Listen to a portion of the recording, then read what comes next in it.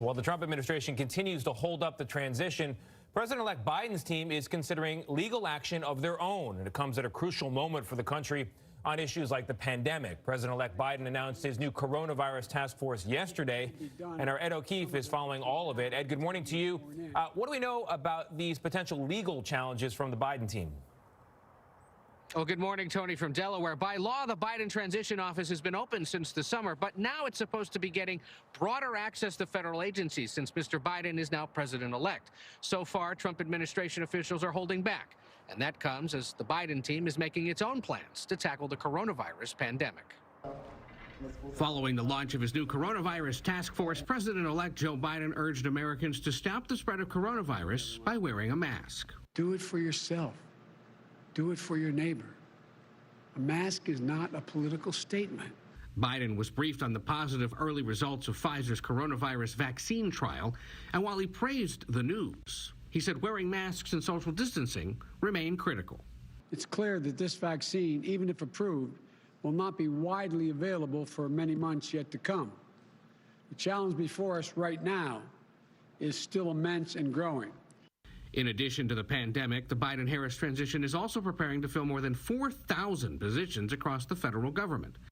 But the transition office is being blocked from full access to federal agencies by Emily Murphy, a Trump appointee who leads the General Services Administration that handles the logistics of a transition. GSA has said Murphy will only grant Biden's team full access and funding once she ascertains a winner is clear, based on the process laid out in the Constitution. Responding to reporter questions late Monday, a Biden-Harris transition official told reporters that if the GSA doesn't act soon, there are a number of options on the table.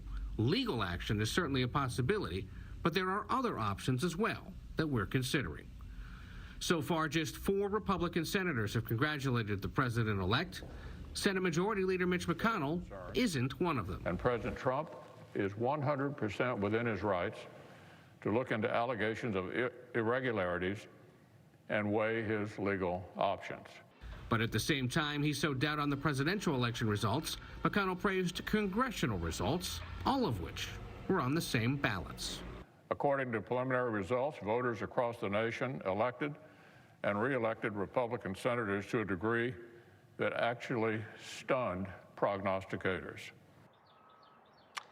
Now, Republican Senators Mitt Romney and Marco Rubio are among those calling on GSA to give Mr. Biden broader access to agencies now that the transition is underway. Romney says that the Biden team deserves it because of national security reasons, and Rubio says that allowing the Biden team to begin visiting federal agencies and doing the work it needs to do wouldn't impede the president's ongoing legal challenges. Gail, one of the reasons that this matters is really for national security purposes.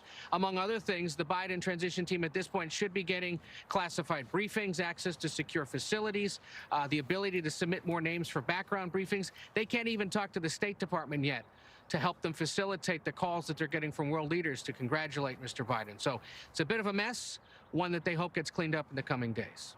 You said it's a bit of a mess that continues to grow. Thank you very much, Ed.